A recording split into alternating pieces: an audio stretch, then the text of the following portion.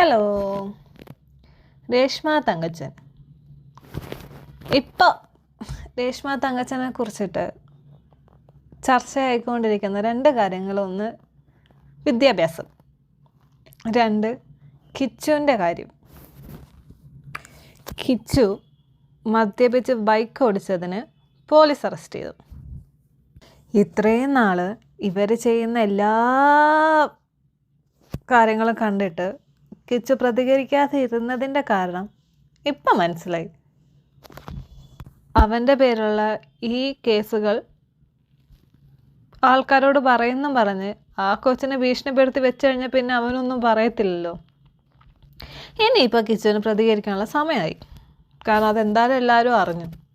ഇനി അങ്ങോട്ട് പ്രതികരിക്കുക, ഇനി മിണ്ടാതിരിക്കരുത്. ഇനി ഇഷ്ടമല്ലാത്ത കാര്യങ്ങൾ ഇഷ്ടമല്ല എന്ന് തന്നെ പറഞ്ഞു. ഇനി കിച്ചു ഇങ്ങനെ ആയിട്ടുണ്ടെങ്കിൽ അതിൻ്റെ പൂർണ്ണ ഉത്തരവാദിത്തം അത് രേഷ്മ തങ്കച്ചനുള്ളത് തന്നെയാണ്. കാണുന്ന എല്ലാ ഇൻ്റർവ്യൂവിലും കയറി എൻ്റെ മോൻ എൻ്റെ മോൻ എൻ്റെ മോൻ എന്നും പറഞ്ഞാൽ മാത്രം പോരാ. നിങ്ങളുടെ മോനെ നോക്കാനുള്ള കടമ നിങ്ങൾക്കുണ്ട്. നിങ്ങളത് ചെയ്യുന്നുണ്ടോ? അതിനെവിടെയാ സമയം? അല്ലേ, എല്ലായിടത്തിലും എനിക്ക് സമയമില്ല എന്നല്ലേ പറഞ്ഞുകൊണ്ടിരിക്കുന്നത്.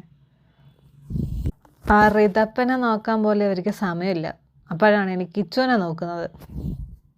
ഇനി രേഷ്മ തങ്കച്ചൻ്റെ വിദ്യാഭ്യാസം.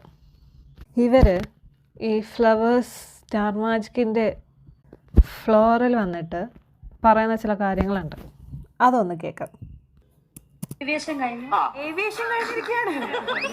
പിന്നെ അല്ലെങ്കിൽ ഇവർ കളിയാക്കുക. അതാ ബാംഗ്ലൂർ എയർപോർട്ടിലുണ്ടായിരുന്നു, എയർ ഇന്ത്യയിലുണ്ടായിരുന്നു, ട്രിവാൻഡ്രത്തുണ്ടായിരുന്നു.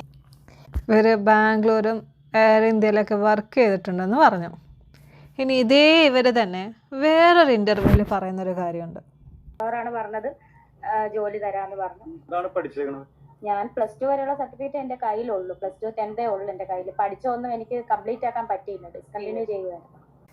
ഇതിലിപ്പോൾ ഏത് വിശ്വസിക്കണം? അല്ല, അറിയാൻ പാടില്ല എന്നിട്ട് ചോദിക്കുക, ഏത് വിശ്വസിക്കണം? നിങ്ങളിങ്ങനെ മാറ്റി മാറ്റി പറയാതെ ഏതെങ്കിലും ഒന്നിൽ ഉറച്ചു നിൽക്കുമോ? വല്ല ആവശ്യം ഉണ്ടായിരുന്നു ചുമ്മാ ഇരിക്കുന്ന ആൾക്കാരെ പോയി ചൊറിഞ്ഞിട്ട് ഇങ്ങോട്ട് ഇപ്പം മാന്ത് വാങ്ങിക്കണ്ടേ? എന്ന് പോയി ചൊറിഞ്ഞോ അന്ന് മുതൽ ഇതാണ്ട് ഓരോന്നായിട്ട് പൊങ്ങി വരുന്നു. ഇനി എന്തൊക്കെ കേൾക്കണം?